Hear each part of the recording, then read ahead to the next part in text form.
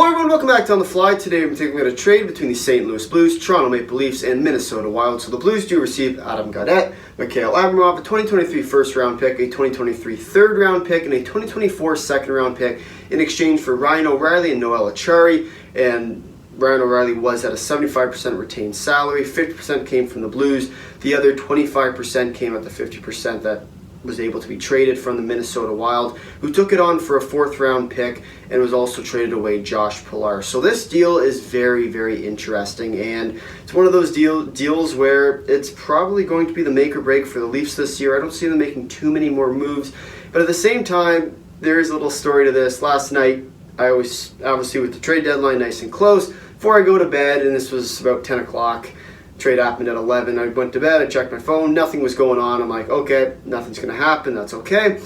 Sure enough, I wake up this morning with 100 texts on my phone saying, what the heck's going on? And I didn't even know. I mean, that was just a shock to me that the Leafs could acquire a guy like Ryan O'Reilly. Dubas definitely found his motive. He found what the Leafs needed, and I think this deal is really going to help them towards the future, especially because he's a UFA at the end of the year, negotiating rights to a team where Ryan O'Reilly's already stated that he wants to be a Leaf. So that being said, it's definitely something to watch for. See if they can at least make a deep run this year. Obviously, the Leafs have sort of a hex around them when it comes to the first round, so we'll see if they can do that this year, finally break out of that. But with that being said, St. Louis Blues, this is a very, very interesting deal. I think there's a lot more to be done with the Blues.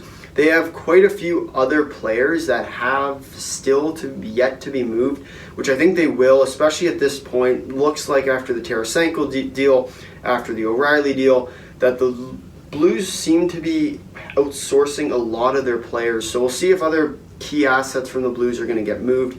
I would like to see that at the end of the day. I think, especially with the deep draft class, it's never a bad idea to tank, especially at this current time with like Bedard, you have Fantilli, you have all these players where if you get a lower pick, you get lucky, you hit the draft lottery, who knows what happens to your team. Your team gets automatically boosted, and as many first round picks as you can acquire, the better, the more likely you are. Try and get those unprotected picks, especially with teams that are close to the brink of the playoffs. I think it's a great idea for the Blues to definitely try and trade away their team this year. Go into that rebuild. They are starting to get on a little bit on the older side, so we'll see, especially as they move along and start to outsource their players, what goes on there.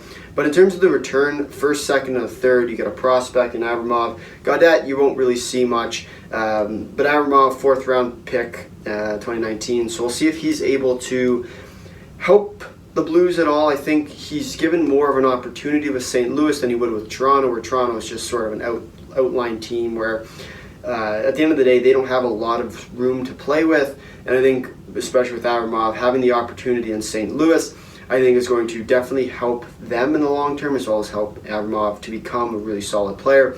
And as for the Leafs, getting O'Reilly, I don't know where exactly he's going to fit in on this team. For the next little while with Matthews coming back to health, I still expect Bunting, Matthews, Marner, top line, but it gives the Leafs a lot of options with where to put O'Reilly. You can put him on the wing, play with Tavares and Nylander. You can put him on that third line, which hasn't been great the last little while. But at the end of the day, it gives them a lot of different options to experiment with what they have. I really, really like the deal.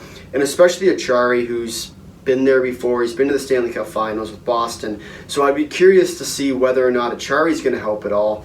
And at the end of the day, I think it's really interesting for the Leafs to pick up O'Reilly. But the Acciari move, I think, is going to be extremely underrated for the Leafs. And the Leaf fans are going to absolutely love the way he plays. And at the end of the day, I think he fits really nicely, especially on that third, fourth line area. I think at the end of the day, the Leafs are going to really like the O'Reilly pickup. That Acciari pickup, I think, is going to be probably one of the most underrated pickups this year. But with that being said, we'll give trade grades as always. So starting off with the St. Louis Blues, I'm going to give them an A. I think they've definitely done pretty well in this deal.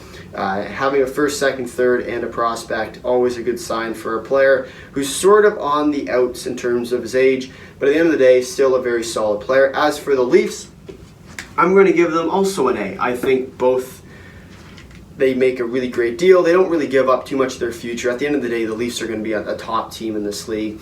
They don't really have to worry about falling too low in the standings. I expect them to beat Tampa this year, unless, of course, Tampa or Boston makes some crazy move. and acquire someone new. I do expect the Leafs to get out of the first round this year. Whether or not that is through the first spot in the Atlantic, because they're still about 7 games out of that top spot from Boston. So we'll see if they can climb back.